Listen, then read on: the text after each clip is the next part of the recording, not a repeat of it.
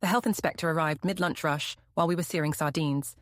He held up a red notice like it was a flag he'd won. The crowd booed before anyone knew why. The sardines hissed against the plancha at 205 degrees Celsius, lemon and smoke lifting into a line of waiting tourists that wrapped from our truck's service window to the shade of the jacaranda near Praça Luís de Camões. I had just rubbed coarse sea salt into the next pan when the Inspector Blue shirt with dark patches under the arms stepped through the side gate of the Lisboa Street Food Festival with a clipboard and the walk of someone who has practiced saying, "I'm afraid I have to shut you down." He didn't look at me at first. He looked past me, into the stainless gut of our truck, past the chalkboard reading Sardinha plus Salada 9, past the stack of compostable plates, past my rolled sleeve forearm, and straight at the man I still called my partner at 12:41 p.m. on June 22nd, 2024. "Owner?" the inspector said, voice pitched for a crowd. Behind him, someone recorded with their phone. Behind the phone, an American said to his wife, "This is going to go viral." "I'm the owner," I said, because legally I was. I'd formed Salt Smoke PT, LDA, in February NIPC 517 400 Soldzu 019 with a 70% share. My not-yet-ex held the rest through a small vehicle he'd named after a Bulgarian river. The inspector didn't wait for me to explain equity or marriage, or why there was a tax number printed on my chopping board for luck. He slapped a red Interdito sticker on the service window and announced that we were closed for serious irregularities and public deception. People groaned, some clapped. One man asked if he could still buy a water. When I demanded to see the irregularities, he flattened the clipboard like a ritual. There were 3. 1. Our seafood supplier's invoice for that morning's fish pickups included a species we didn't sell, clams, and a line item for cooked sardines we obviously hadn't bought. 2. The card reader in our truck had been replaced that day with one registered to Urban Feast Events Unipessoal LDA. 3. A complaint lodged at 11:28 a.m. claimed we passed off frozen fish as fresh, accompanied by 4 printed screenshots from Instagram and a photo of our cooler taken from an angle only an insider would know to use. I stared at the card reader like it had sprouted horns. It wasn't ours. Ours was a square reader tethered to my phone, library of sales, VAT configured properly with the accountant. The one on the counter, still warm from my palm, was sum up with a new sticker. It sat there like a stranger wearing my necklace. "Who swapped this?" I asked, voice steady enough to depress a heart rate monitor. My partner head chef, tall, broad shoulders under a black tee, with our logo, wiped his hands on a towel that had cost me €50 because he liked Egyptian cotton even in hell. He smiled the way he smiled when we got a 5-star review and said, "Relax. I handled a temporary onboarding so the festival can settle our days take more efficiently. They'll take less in fees." He'd used that voice on me when he sold me on moving from Austin to Lisbon. He'd used it when he'd told me he was just DMing with a craft beer collaborator, and the collaborator turned out to be a German ceramicist who liked men who wore linen into the sea. He'd used it when he said we should split ownership just for optics because women founders are trending in food media. I set the spatula down. The sardines sizzled themselves into silence. The inspector, to his credit, didn't preen. He pointed to the complaint. "Is your name Anna?" he asked. "Yes," I said. "And is your partner listed as operations?" he asked. "At the moment," I said. He nodded in a way that meant he had done this dance before. "Then perhaps you two should have a conversation about who controls the money during a 12-hour window where hundreds of euros pass through a machine. In the meantime, you're closed." The crowd booed. The festival manager arrived with an apology and a shrug that read, "I still have 27 stalls to babysit." My partner leaned toward me and murmured, "You're overreacting." "Get off my truck," I said. He laughed. "It's our truck." It had been our truck on paper for 5 months. Before that, Salt Smoke was mine. It started as Salt Smoke ATX, a white Ford step van in Austin, parked on the east side near 6th and Chacon, selling wood-fired sardines I'd fallen in love with during a semester in Porto, and built a life around while running night pastry at a hotel downtown. I, Ana Morales, 32 then, San Antonio-born daughter of a mechanic and a kindergarten teacher, had welded a griddle onto the sole of a van and burned my forearms, learning where heat likes to hide. The day I met him, I'd been delivering 77 pastel de nata to a private event at the Blanton Museum in Austin. He'd been consulting on the savory station, which turned out to be a series of skewers that were better suited for Instagram than mouths. We stayed after to pick toothpicks off the floor. He made me laugh. The next morning, he came by my truck with a paper cup of coffee and a question about smoked paprika. I should have known then. Men who ask about ingredients often want the recipe for your life. We built a rhythm. He ran the line on weekends. I ran everything else always. He handled suppliers, I handled the spreadsheets. He kissed me against the fridge one night after we counted cash on the stainless table. His accent was half Sofia and half Mainz, because he'd grown up in Bulgaria and moved to Germany at 13. He told me he was a citizen of nowhere and everywhere, which sounded romantic until we needed a tax residency. I should have paid attention when he changed phones every year. I did pay attention when he changed SIM cards every month. He was good with food. He could quick cure mackerel like a whispered prayer and slice red onions so thin you could read a menu through them. He brought in a following. We expanded. By 2023, we had a second truck in Austin and a plan to spin off to Europe because every third customer who played the Lisbon card told me sardines tasted better across the ocean. He said, "We'll be a bridge." He said, "I have cousins who can help us set up." He said, "We'll show them how Texas does fish." I like the idea of starting where sardines come from, even if Lisbon is 1,000 choices away from Austin.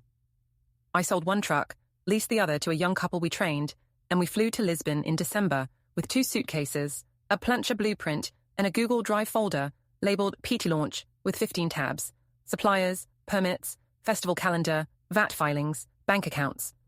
We rented a 60-square-meter kitchen at Rua de São Bento 612 for prep 3 sinks, 1 ominous drip from a pipe, rent $950 a month. We ordered a new truck from a guy named Vasco who converted postal vans into food dreams.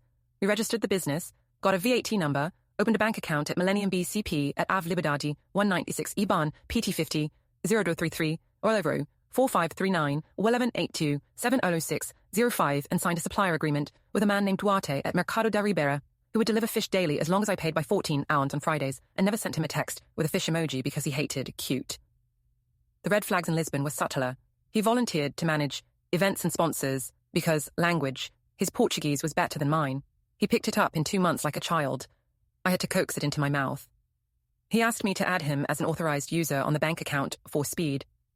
I refused and felt like a tyrant. He said, "Okay, then I'll handle the card system and supplier calls." He smiled whenever a man in a suit approached our window and liked to say we are a little family to sponsors. He always paid for coffees with cash he insisted on carrying. He sometimes accidentally left his wallet at home when it was time to tip. We made money in Lisbon fast, the way you do when tourists think your price is a miracle and locals think your fish tastes like their grandmother's kitchen. We did 1,100 to 1,600 days even in the slow months. In June, we landed the Lisboeta Street Food Festival, a runway to local press, influencers, invoices that could pay for a winter we hadn't thought through. Which is why the sight of that sum-up reader burned like a betrayal you can taste.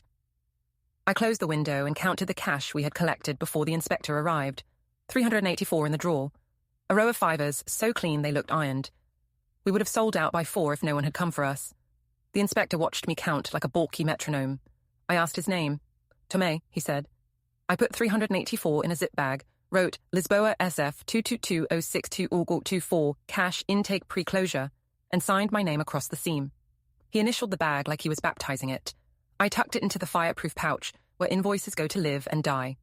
My partner removed his apron and announced to the remaining Q smartphones still recording that we would be issuing vouchers, and it was my fault. I wanted to lob a lemon at his skull. Instead, I lifted the service window with the red sticker and said, loud, "Salt Smoke will honor your vouchers, your receipts, your grudge.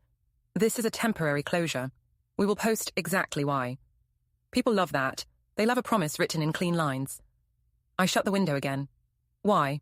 I asked him, when the inspector had moved on, and Tomé's shoulders were lanky in the next row of trucks. He shrugged. "It's just for today. Festivals take 8%. SumUp promised 5%. SumUp works for Urban Feast events unipessoal. That's not us." He smiled. "Urban Feast is us. It's me. My unipessoal." "Your what?" "My sole proprietorship. A separate entity for events. For flexibility." "What flexibility?" "The kind that keeps your name out of things if something goes wrong." Every metaphor I had for betrayal in that moment involved fish. I took a breath and refused to let him see skin. "You're done," I said. "Turn in your keys. I'll have your shares appraised." He smiled like a man in a court who knows he hired the better lawyer. "You'll have trouble," he said. "Our supplier invoices don't match your pretty spreadsheets. Auditors get nervous." I remembered the fish invoice line for cooked sardines. I remembered the complaint lodged at 11:28 with insider images. It snapped into place like a drawer you'd been kicking for weeks. "You orchestrated this," I said, and felt foolish for needing to say the obvious. "To push me out. To paint me sloppy and take the PR." He raised his palms. "That's dramatic." You swapped the reader to your Unipersol. You changed the invoice.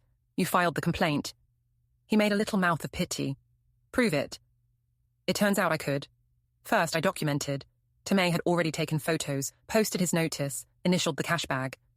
I took my own, the sum-up reader close up, serial number. The new sticker still bubbled where he'd slapped it on. The inspector's clipboard. The laminated complaint with its pixelated pictures from our cooler. I asked the festival manager for a copy of the complaint. He reluctantly handed me a single printed page. Urban Feast Complaint 22 or 06011. Frozen fish sold as fresh. Mislabeling. Card swap. The sender's email was redacted. The time was not. 11 till 28. I wrote it all down in a notebook that had seen my first recipes, and the list of everything I couldn't say to him in March. Second, I made calls. I phoned Duarte at the market. I asked for the morning invoice. He sent a photo of his carbon copy sheet, sardines 28 kilo, whole, lemons 2 crates, parsley, ice, no clams, no cooked sardines.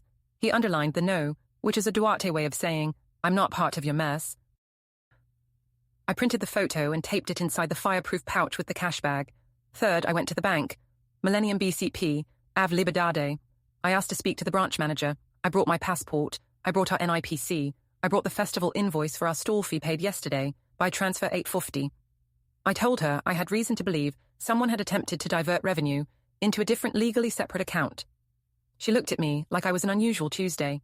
She asked for the terminal serial number, which I had scribbled from the sum-up reader. She tapped her keyboard like a pianist who had learned to hate music.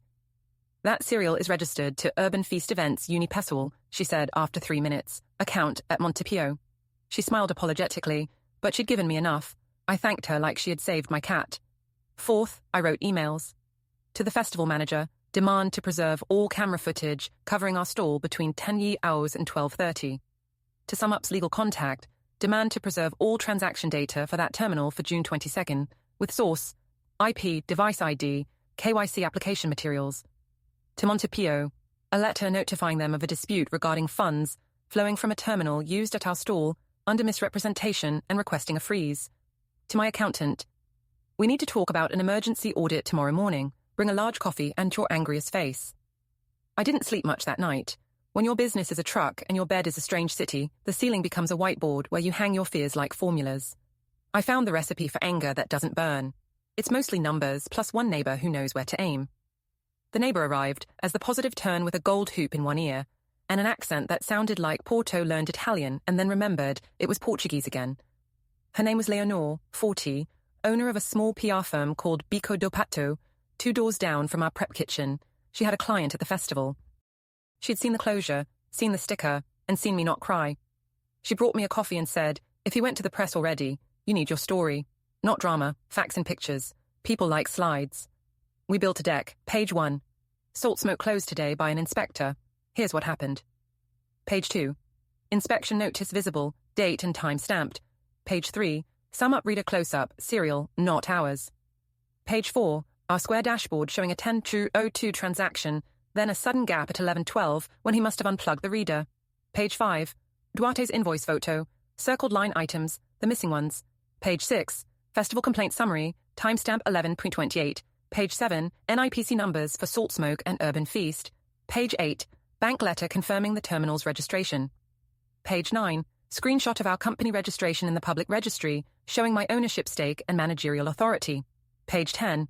A statement that we're cooperating fully, honouring vouchers, and will reopen after an internal audit. We posted the deck at 10:14 the next morning, to Instagram and Facebook and, because Leonor knows the world, to her WhatsApp group of journalists. The caption was calm. The comments weren't. People who had been in line when the inspector came posted their own photos.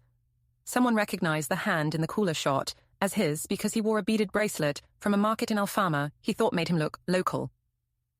A server from a bar in Principe Real commented he tried to pay for shots with a sum-up linked to Urban Feast last week. At 11:03, he texted me, "Take that down, you're going to ruin us." At 11:06, I replied, "Show me the contract between Salt Smoke PT LDA and Urban Feast Events Unipersol LDA, authorizing a card swap." He didn't respond. By noon, the festival manager had called. He had looked embarrassed the day before. Now he sounded like a man who had been invited to a problem that would be a story. "Urban Feast terminal will be removed from the site pending investigation," he said. "We have footage of him entering your truck at 11:10, while you were speaking to a sponsor at the next stall. I called Tomei, the inspector, and asked him to meet me at our prep kitchen. He arrived at 2 with eyes that said he'd read my deck. I showed him the invoices line by line, the bank confirmation, the square gap. He took notes with a pen that had the crest of the city on it and the impatience of a man who had to be somewhere else at 3. You will receive a letter, he said finally. You will be allowed to reopen. The fraud is a police matter. At 3, I went to the PSP Public Security Police on Rua da Escola Politecnica and filed a complaint for fraud, attempted theft, and misrepresentation. I brought my folder. The officer took photos of my photos. He asked me if I believed the man I still called my partner had orchestrated this. I said yes. He asked if we were married. I said we had a U.S. marriage certificate from Travis County Volume 2021, 19813, but I had not yet registered the marriage in Portugal. He said that could be a blessing. I didn't ask him to explain. I had learned that day that blessings often look like paperwork you forgot to file. When I got home, the messages had started. 6 texts from him, 3 missed calls, 1 voicemail where he was suspiciously calm. Then, a string of WhatsApp messages from unknown numbers. You didn't have to do him like this. You're making enemies. Urban Feast is the future of your company. You're stubborn. I screenshotted everything and forwarded it to the case email the PSP officer had given me. At 20:51, there was a knock on my apartment door.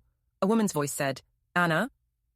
I looked through the peephole and saw the German ceramicist from his past, the woman with the craft beer collaborator that had become a man change of scene. Her name was Amelie. She looked miserable. I don't want to be involved, she said when I cracked the door. But he asked me to post that complaint from my burner because he said you were going to push him out, and he needed leverage. I wanted to hate her. I wanted to thank her. We ended up sitting at my kitchen table with chamomile tea because it was what I had that wasn't wine. She showed me her phone. The messages were him, instructing her how to word the complaint, how to time it, how to mention Frozen, how to frame it like a concerned citizen. He had even sent her the cooler photo. He'd taken it during prep that morning, while I was on the phone with Duarte, about whether we could secure more sardines by 4. Why are you telling me this? I asked finally. Because I moved to Lisbon to make cups and ended up making alibis, she said. Because he told me you would go away quietly. Because you didn't. I copied the screenshots onto a USB drive and wrote the case number on the label with a Sharpie. She left with a paper bag of leftover bread and the relief of a person who had pointed to the exit in a maze. The next 48 hours were a blur of procedural beauty. My accountant, Tiago, stormed into our kitchen at 8:02 Monday with a laptop, printed bank statements, and the face of a man who has audited people into the ground. We reconciled 6 weeks of vendor invoices against my Square records and the Millennium account. We found small, neat discrepancies. 2 supplier invoices paid from a Revolut account linked to Urban Feast Events Uni-Pessoal instead of our Millennium. 3 cash withdrawals on days when I had been on a catering job and he had handled errands totaling $740. 1 payment to a PR consultant that turned out to be his friend's nightlife promotion company. We documented everything. Tiago wrote a memo. Preliminary findings, unauthorized rerouting of funds. He attached a schedule of dates, amounts, and destinations. 0518, 250 to Urban Feast, 0605, 490 to Urban Feast, 06 West Scene, 200 cash withdrawal near Case du Sodre, 0618, 290 cash withdrawal near Santos, 0621, 500 to PR Nightlife Cohen's. My folder grew thick and mean. Leonor scheduled a meeting with a lawyer. Tuesday, 11:30, Avenida da Liberdade 90, 7th floor, office of Dr. Miguel Figueiredo, who wore a blue suit that fit like an apology and asked me questions that made me sweat because they were precise when my life was messy. We discussed removing him as a manager from the company, restructuring shares, and filing civil action for damages. We discussed precautionary measures, a court order to freeze accounts linked to Urban Feast, a notice to Montepio, a petition to the festival to redirect any withheld funds to a court escrow. We discussed restraining orders and how Portugal calls them things that sound nicer but mean. Please stay away. He drafted the filings while I watched, paragraphs assembling like a house that finally recognized its address. On Wednesday, the PSP called. They had spoken to the festival. They had reviewed camera footage. They had pulled data from SumUp showing the terminal had been activated at 10:57 with an application submitted the day before from an IP address that belonged to our prep kitchen's Wi-Fi. We will be contacting him, the officer said. Do you fear for your safety? I said, less than I fear for my receipts. He didn't take the PSP's call. He took mine. I called him Thursday morning. Speaker on, Leonor beside me, Tiago on the couch, Miguel's letter, open on my laptop like a blade. He answered on the second ring, like a man who had been waiting to direct the traffic of his own narrative. "You're making a scene," he said, skipping hello. "I'm making a record," I said. "You're out, effective 9 a.m. I've filed removal paperwork, you'll get notice." He chuckled. "You'll need my signature on half the things you think you're filing." And not for precautionary measures, not for a criminal complaint, not for an injunction, and not for the festival. They've barred Urban Feast terminals from their site and flagged your credentials. Also, I have a witness who will testify you orchestrated the complaint. He inhaled. "Amelie talks too much. You showed her the cooler photo from our kitchen. No one will care. They'll say it's a misunderstanding. They'll say you're jealous." "I'm not jealous," I said, and realized it was true as soon as my mouth made the shape. "I'm organized." He started to say something about love and business, how they mix like oil and vinegar, and still dress a salad. I hung up because there are metaphors I refuse to sit through. The stalking started then. He waited outside the prep kitchen, leaning on a lamppost, with a black hoodie pulled over his head like a non-specific threat. He showed up at my apartment building and pressed the buzzer for 2 minutes straight. He sent a message saying he wanted one conversation without lawyers, and another one saying, "You'll miss me when the winter comes and no one eats sardines." I filed each instance in a document titled Conduct Post Complaint, with dates, locations, and screenshots. I sent weekly updates to Miguel. He nodded in emails that somehow felt like headpats. 3 days before the second weekend of the festival, Tomé visited with a tastefully embossed letter. We could reopen. The red sticker had to stay on the window until the morning. Symbolism matters. We would be inspected again at open. If we passed, we were clear. "He is not welcome on site," Tomé added, low. It was the first time an official sounded like a friend. Leonor suggested we turn our reopening into an act of public accounting. We printed a one-page sheet and taped it next to the menu. "Where your money goes: 9 sardine plate, 2. 40 fish, 0. 60 lemon parsley, 0. 20 salt oil, 0. 80 plate napkin, 0. 90 VAT, 0. 60 fuel maintenance, 1. 40 staff, 0. 40 rent utilities, 0. 70 profit margin." We stacked little handouts with QR codes for a Google Drive folder called Transparency, where we had posted PDFs of supplier invoices, redacting bank numbers, inspector letters, and our bank letter about the Sum Up cereal. People took photos. People tipped too much. We opened at exactly 11 Dahlgren. Tomé inspected the cooler, the plancha, the hand-washing station, the sanitizer pail. He watched me temper sardine at the spine 63 degrees Celsius. He nodded. He peeled the interdito sticker off the window with the care of a man removing a bandage from a child's knee. The first customer, a woman in yellow with a French accent, said, "You fought for this?" I said yes. She bought 2 plates and asked for extra lemon because justice tastes better when your lips pucker. At 12:41, almost the same minute as last week, he appeared at the edge of the crowd. He wore a clean shirt with our logo like a dare. He didn't cross the rope line. He didn't have to. I saw him clock the inspector, the crowd, the transparency sheet, the cash drawer with the lock. His face did the math. I stepped to the window, picked up the spatula like a gavel, and raised my voice.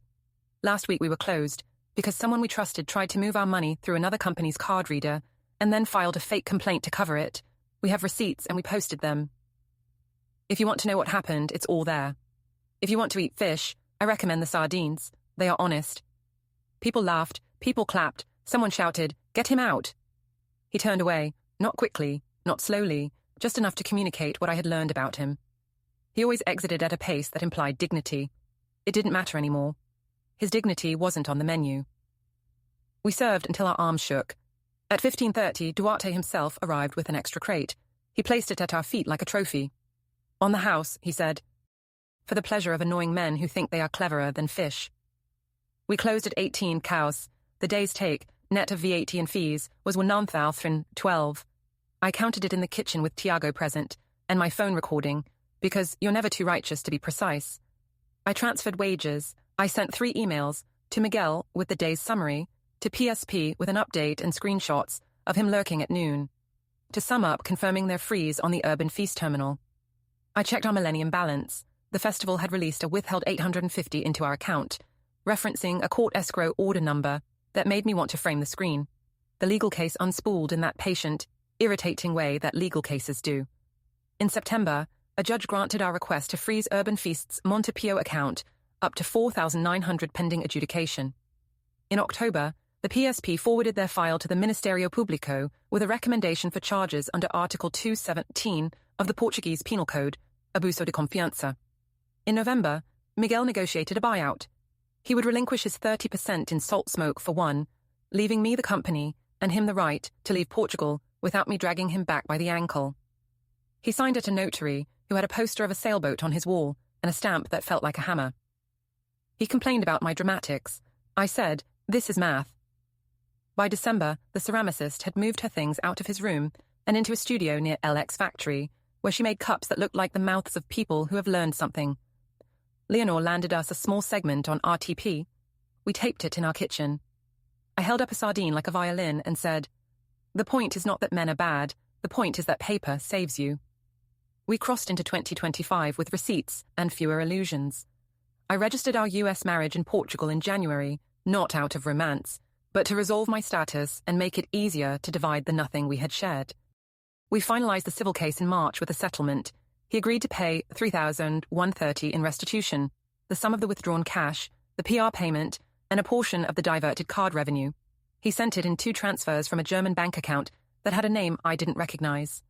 I printed the transfer confirmations and clipped them into a folder labeled Restitution, with an ugly satisfaction that tasted like burnt sugar. In April, my father flew over for the first time. He stood in the prep kitchen with a wrench in his hand, like a tourist at a museum where you're allowed to touch, and he asked, "Where did you learn to be so ruthless?" I said, "From you, when the dealership tried to underpay you for a transmission rebuild, and you handwritten them a bill with 8 lines and a legal threat at the bottom." He laughed. He ate a sardine. He said, "Too salty." I said, "That's the point." The twist waited. It always does, like Tide. June 22nd, 2025.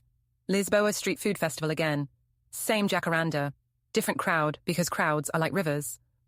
Our line was long and orderly. At 12:41, I timed the sardines so the first bite would land in 12 mouths at once. The Inspector Tomei again, because some bureaucrats are beautiful in their consistency, strolled by, waved, didn't even look at the cooler. I grinned at the memory of a year with my jaw clenched and my folder filling, and then a hand reached into our truck from the side, fast and familiar, heading for the card reader with that same cocky muscle memory. I didn't think. I moved. I covered the reader with my left hand and caught his wrist with my right. His bracelet dug into my skin. He was there, the head chef, the man who thought the world was a kitchen where the fire followed him. He had shaved, as if that would change his face. "Not today," I said softly. The crowd didn't know who he was. The staff knew. Duarte knew. Tomei knew. 2 of my part-time cooks lifted their chins, awaiting my cue like a chorus behind a lead who might finally sing the high note. He laughed quietly and said, "You still count."